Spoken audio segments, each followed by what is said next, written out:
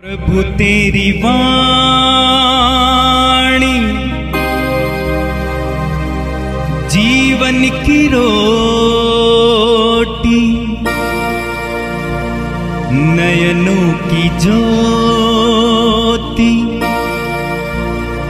अंधेरा मिटाती।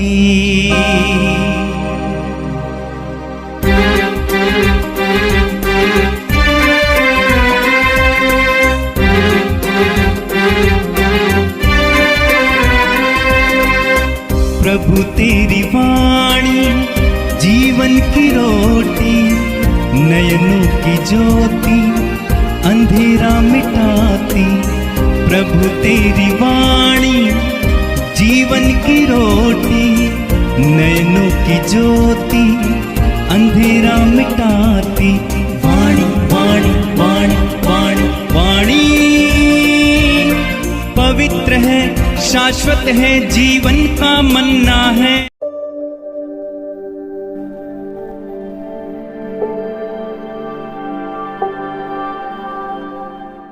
सबको जय मसीह की।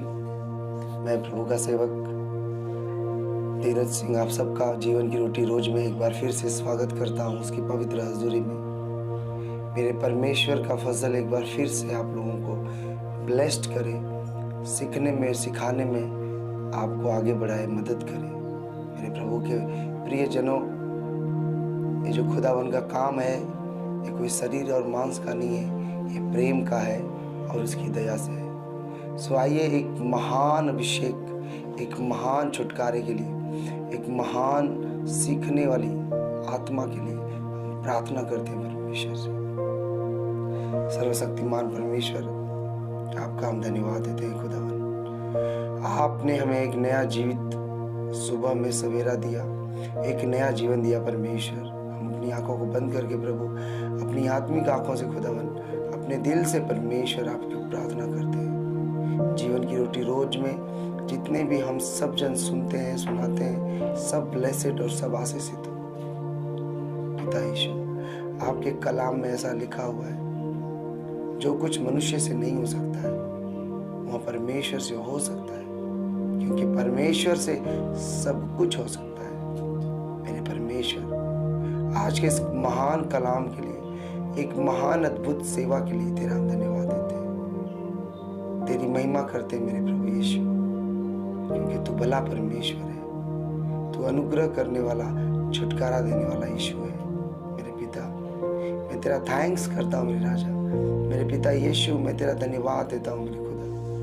अपने जीवन को, अपने प्रेम को, अपने अनुग्रह को मानव उद्धार सेवाश्रम में जो आपने उंडेल दिया है, एक एक लोगों को जो उसे सुनते हैं, जो बढ़ रहे हैं प्रभु, तेरा थैंक्स करते हैं पिता, तेरा धन्यवाद देता हूँ मेरे राजा। आज के इस महान कार्य के लिए, महान अभिषेक छुटकारा के लिए, पिता पुत्र पवित्र आत्मा के नाम से आमीन आमीन आमीन। God bless you all. मेरे प्रिय भाई बहनों, एक बात ध्यान देना, बाइबल में ऐसा लिखा हुआ है कि यदि हम अपने लिए जीवन जिए तो वो जीवन क्या, हमारा जीवन यीशु के समान पवित्र और दूसरों के लिए समर्पित होना चाहिए, और हमारे जीवन में किसी भी प्रकार की कोई भी कमी नहीं होनी चाहिए। बाइबल में लिखा है रोमियो 3:23 में, सबने पाप किया है, ऐसा कोई व्यक्ति नहीं है।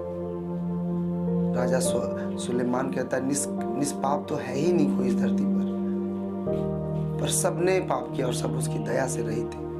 यानी हम लोग उसकी दया से, उसकी करुणा से पवित्र है। पर उसकी दया, उसकी करुणा हमारे जीवन में तभी आती है जब हम उसके प्लान में, उसके विजन में, उसके मिशन में शामिल होकर उसमें काम करते हैं।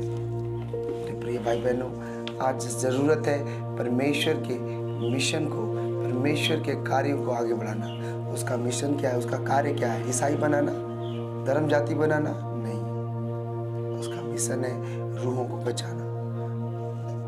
उसका कार्य है लोगों के पास एक एक घर सुसमाचार ले जाना। सो आइए हम वचन में देखते हैं कि ऐसे कितने भी बड़े बड़े महान योद्धा और इतने सताव में, परसिक्यूशन में अड़े और खड़े रहे और परमेश्वर के काम करते रहे।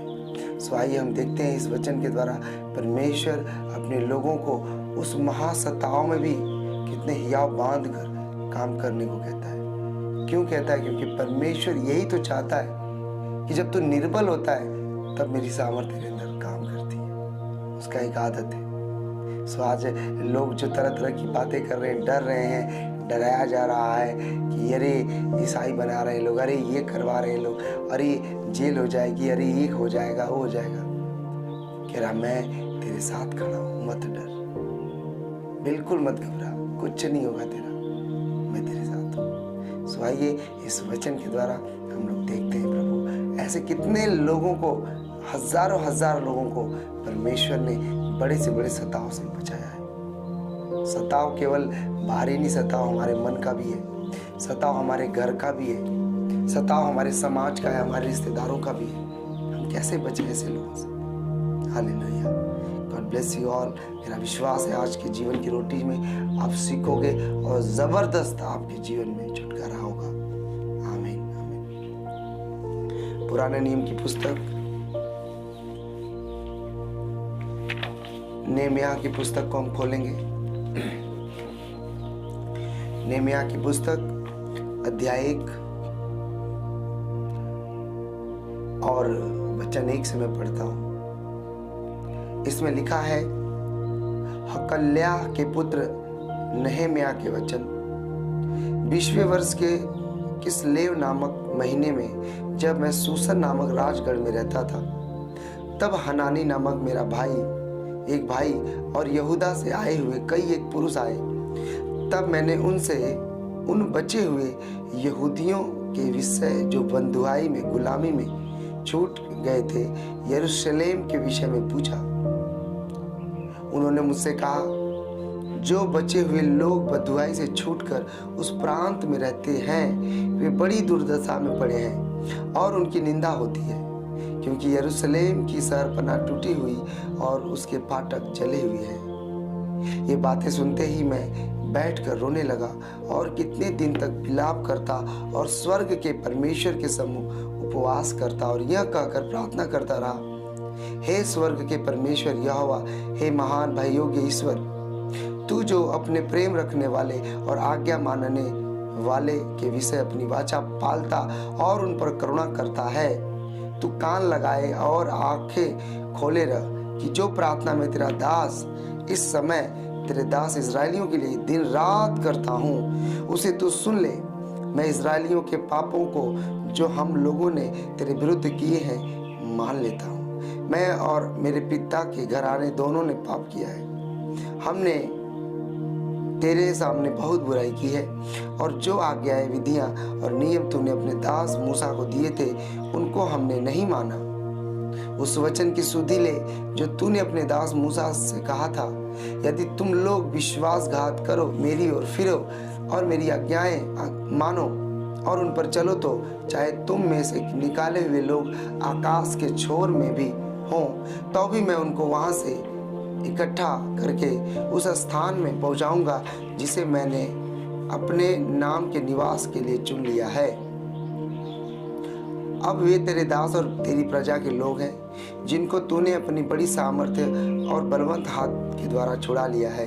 हे प्रभु, विनती यह है कि तू अपने दास की प्रार्थना पर और अपने उन दासों की प्रार्थना पर जो तेरे नाम का भय मानना चाहते हैं कान लगा और आज अपने दास का काम सफल कर और उस पुरुष को उस पर दयालु कर। और आगे लिखा, मैं तो राजा का पियाऊ था। बोलो आमीन।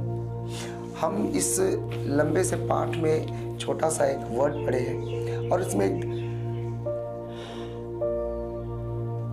Hallelujah, hallelujah, thank you Jesus, thank you Lord, thank you Jesus. हम इस विषय में, इस वचन में मेरे प्रियो ये सीखते हैं कि एक व्यक्ति का नाम था नेहमिया और वो नेहमिया कोई छोटा मोटा व्यक्ति नहीं था। अगर बाइबल आप ध्यान से पढ़ो तो लिखा और राजा का पिए था। इस भारत के प्रधानमंत्री का जानते हैं क्या था? वो मेरा सेक्रेटरी था। रात दिन, यानी पीएम को क्या चाहिए, क्या लेना क्या देना, खाना पीना सब देने वाला भी ये था। कैसी सलाह चाहिए, क्या करना चाहिए, इतने बड़े पद पर रहने के बाद भी नहम्याह का जो प्रेम था परमेश्वर के सामने एक बालक के समान पवित्र था। मेरे भाई बहनों, इस वचन को आप समझो कि कितना ज्यादा परसिक्यूशन था उस समय। लिखा कि जब इजरायलियों ने पाप किया विरुद्ध परमेश्वर के विरुद्ध, तो लिखा कि परमेश्वर ने उन्हें बेबीलोन के राजा और बहुत सारे देशों में तितर बितर कर दिया, क्योंकि उन लोगों ने उसकी आज्ञाओं को माना ही नहीं। जो प्रार्थना करना चाहिए उन लोगों ने किया नहीं, विश्वास नहीं रखा और नाश हो गए। लिखा फिर भी जो बददुआई में थे तो वो छूट गए। तो जब वो उस यरूशलेम गए और वहां पे नगर जले हुए थे, वहां का गांव जला हुआ था, जो शहर बना थी, दीवारें थी, सब फूंक दी गई थी। हालेलुया। अब जरा सोचो कि एक दुनिया में एक सबसे टॉप रैंक का देश हो और उस देश में लोगों ने पाप इतना कर दिया कि वो खाने को मरने लगे, यहाँ तक कि दूसरे देश में जाकर गुलाम बन गए। क्या इसमें परमेश्वर की गलती है? नहीं। परमेश्वर किसी को गुलाम नहीं देना चाहता, पाप में नहीं रहना चाहता। परमेश्वर तो बहुतायत का जीवन देना चाहता है, बाइबल बताती है। पर बाइबल बताती है कि उन लोगों ने कुकर्म किया और कुकर्मों का कारण ये हुआ कि उनके बाल बच्चे, उनकी औलादें, लिखा वो गुलामी में चले गए। आज मसीह लोग सोते हैं, उन्हें कोई सी प्रकार की चिंता नहीं है कि हमारे चर्च के पे सताव हो रहा है, हमारे देश में संसारिक बहुत ऐसे लोग जो अन्य लोग आते हैं, अलग अलग चीज़ों से अपने अपने देवताओं के प्रति वफादार रहते हैं। बाबाएं, तांत्रिके अलग अलग चीज़ों में वफादार रहते हैं, और हम उस जीते परमेश्वर के मंदिर होने के बाद भी अपने लोगों के लिए प्रार्थना नहीं करते, जागृत नहीं रहते हैं। और बाइबल में लिखा है कि नहम्याह का भाई जब यरूशलेम से और उसके गांव वाले लोग आए उससे मुलाकात करने के लिए, तो नहम्याह ने सब कुछ पूछने से पहले एक बात पूछा कि अपने गांव की क्या हाल है, अपने देश का क्या हाल है, अपने बच्चों का क्या हाल है। उन लोगों ने सारी बात बताई कि जो लोग यहाँ से राजा के पास से छूट कर गए उनकी बड़ी बुरी दशा है, वो खाने के वांदे हैं, खाने के लाले पड़े हैं, लोग उन्हें हंसते हैं, अन्य जातियाँ उन पर हंसती हैं कि अरे इनका परमेश्वर इन्हें भिखारी बना दिया, अरे इनका परमेश्वर इन्हें त्याग दिया है, अरे बड़ी बड़ी बातें करते थे, मेरा परमेश्वर ये, मेरा परमेश्वर हो, कहाँ गया इनका परमेश्वर। और वो बेचारे लज्जा के मारे सर झुकाकर दिन में नहीं निकलते थे, रातों में निकलते थे। लिखा बड़ी दुर्दशा है। हालेलुया। मेरे प्रियो, क्या ये दुर्दशा परमेश्वर ने किया था? नहीं, ये दुर्दशा हम खुद लाते हैं अपनी जिंदगी में। हम देखते हैं कोई मिराकल मिनिस्ट्री है, कोई बड़ा चर्च है, वाह जी चंगाई मिला है, चलो जी। और जैसे ही सताव आता है, जैसे ही उस चर्च में कोई काम करने को आता है, लोगों के पास टाइम नहीं रहता है, लोगों के पास पैसा नहीं रहता है, लोगों के पास गाड़ियां रहने के बाद भी वो सेवा में नहीं देते हैं। और परमेश्वर कह रहा है कि मैंने तुझे इसलिए नहीं दिया था कि तू शरीर में उड़ा दे, क्योंकि याकूब के पत्री में लिखा हुआ है, तुम मांगते तो पर पाते इसलिए नहीं हो क्योंकि तुम व्यभिचार में उड़ाना चाहते हो, इसलिए नहीं मिलता तुम्हें। मेरे प्रिय प्रभु के लोगों, नहम्याह एक ऐसा व्यक्ति था, अगर उसकी जिंदगी को देखें तो अपने लिए नहीं प्रार्थना कर रहा था। कह रहा कि जैसे सुना कि अपने गांव के, अपने लोगों की, जातियों की क्या हालत है, कह रहा बिलख बिलख कर स्वर्ग के परमेश्वर के आगे टाट पहनकर सारे राज वस्त्र उतार कर रोने लगा। और कह रहा कितनों दिनों तक मैं विलाप करता रहा और प्रार्थना करता रहा। हालेलुया। क्या कारण था उसको तो राजमहल में था, वो बेबीलोन के, उसे तो कोई प्रॉब्लम ही नहीं थी। हालेलुया। बाइबल ऐसा बताती है, हालेलुया, बाइबल हमें ऐसा बताती है कि ये जो जीवन है ना, हमारे लिए नहीं मिला है, ये परमेश्वर ने अपनी महिमा के लिए हमें दिया है।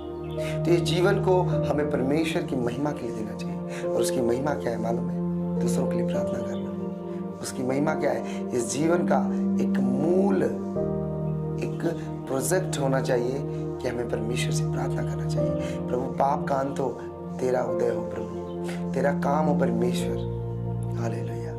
अगर ये काम आप नहीं करोगे दूसरा कोई करेगा। नहम्याह अगर नहीं करता तो दूसरा कोई करता। और लिखा कि वो बेचारा रोता रहा, बिलखता रहा, प्रभु के आगे अपने पापों को अंगीकार करता रहा। प्रभु मेरे पूर्वजों ने पाप किया, प्रभु उस वचन के द्वारा हम लोग निकाल दिए गए जो तूने अपने दास मूसा से कहा था।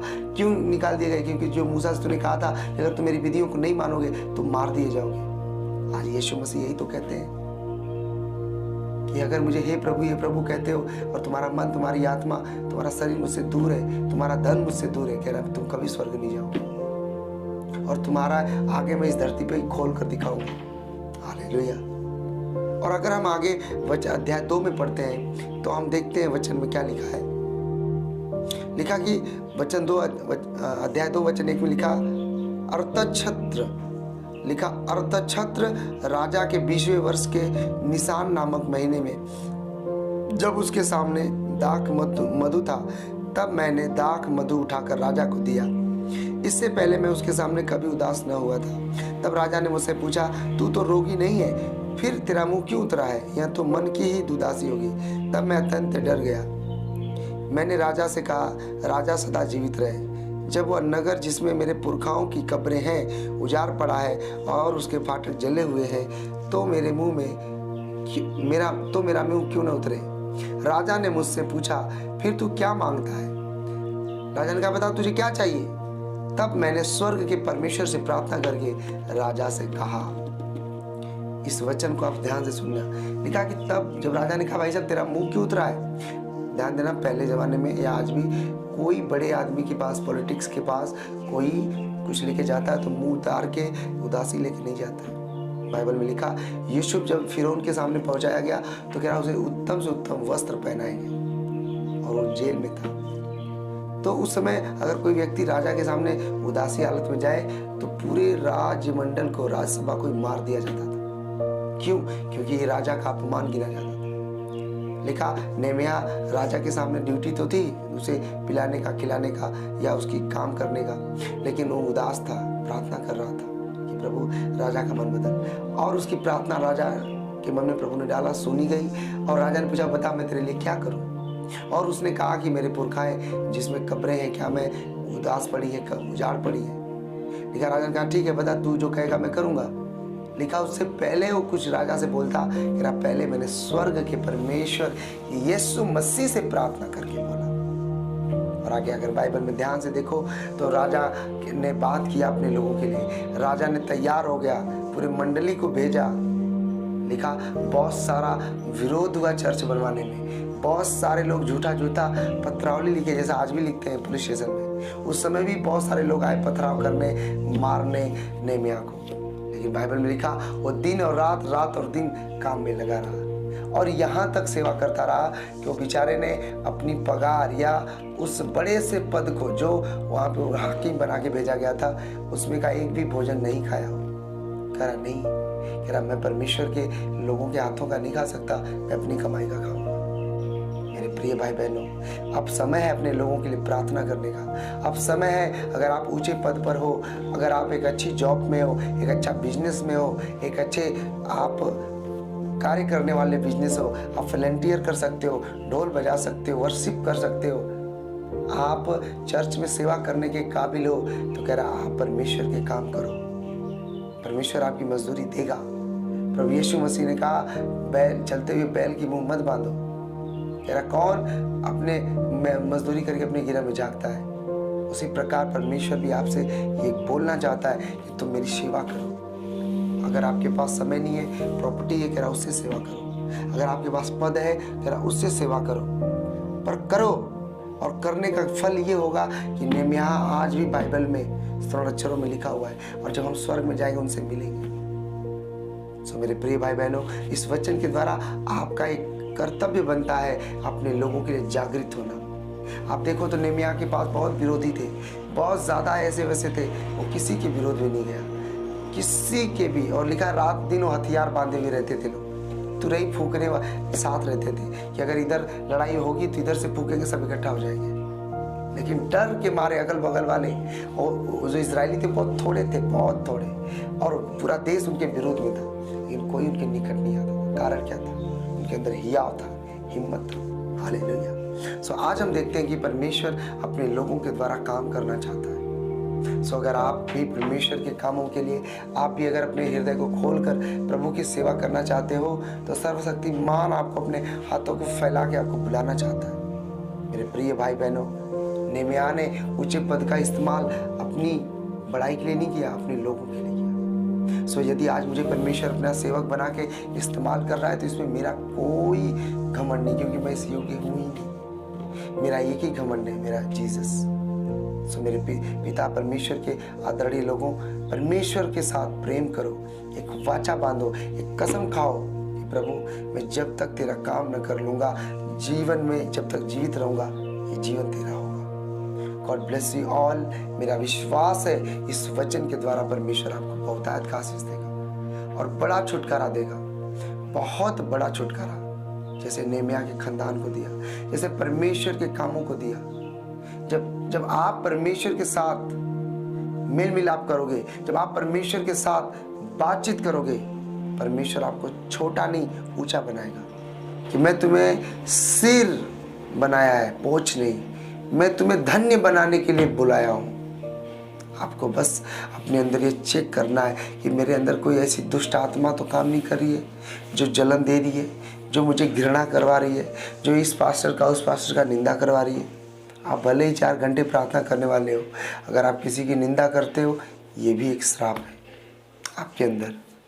बाइबल में लिखा, नेहम्याह ने किसी की निंदा नहीं किया, बल्कि अपने लोगों को डांटा, जो पैसे वाले लोग थे, क्योंकि पैसे वाले लोग सेवा नहीं कर पा रहे थे और गरीब बेचारे अपना दिल खोल के सेवा कर रहे थे। कारण क्या था? उनको मालूम था कि परमेश्वर मेरे साथ है। सो परमेश्वर के लोगों, इस वचन के द्वारा हमारा पिता यीशु मसीह आपको जीवित वरदान दे और बहुत आयत का इस्तेमाल करे। आइए हम लोग प्रार्थना करते हैं। God bless you all. सर्वशक्तिमान परमेश्वर, हम आपका धन्यवाद देते हैं प्रभु। स्वामी, हम इन भाई बहनों के लिए प्रार्थना करते हैं राजा, एक एक लोगों के लिए पिता, एक एक जन के लिए परमेश्वर, अंधकार की शक्तियाँ, पाप की ताकतें उनके जीवन से जाती रहे और नाश हो जाए। स्वामी, जो तेरे इस कलाम के अनुसार चले, उनका जीवन आनंदित हो। मैं तेरा दास होने के नाते प्रभु यह प्रार्थना करता हूँ मेरे परमेश्वर, हमारे जवान भाइयों के अंदर से नशा, व्यभिचार, दुष्ट कामना, अंधकार, गंदे काम, पियक्कड़पन, यीशु के नाम से होली गोस्ट फायर हो जाए, होली गोस्ट फायर हो जाए, होली गोस्ट फायर हो जाए। तेरी पवित्र आत्मा की सामर्थ्य इनके जीवन में है परमेश्वर। मेरे पिता यीशु, आज की इस प्रार्थना के द्वारा परमेश्वर, इस अनुग्रह के द्वारा परमेश्वर, लोगों के मन को तू बदल, उन्हें सेवा में बुला, उन्हें अपने कार्यों में लगा। मेरे पिता यीशु, मैं तेरा कोटि कोटि धन्यवाद देता हूँ। आज यह दिन तेरी महिमा में हो परमेश्वर, बड़े बड़े छुटकारा, बड़ा जलाल में हो परमेश्वर। सारा आदर, सारी महिमा, सारा फजल केवल और केवल मैं तुझे देता हूँ, यीशु के नाम से मांगता हूँ। आमीन, आमीन। God bless you all. प्रभु आपको आशीष दे, बढ़ाए, ऊंचा ले जाए, ताकि उसकी महिमा आपके जीवन में प्रकट हो। सबको जय मसीह।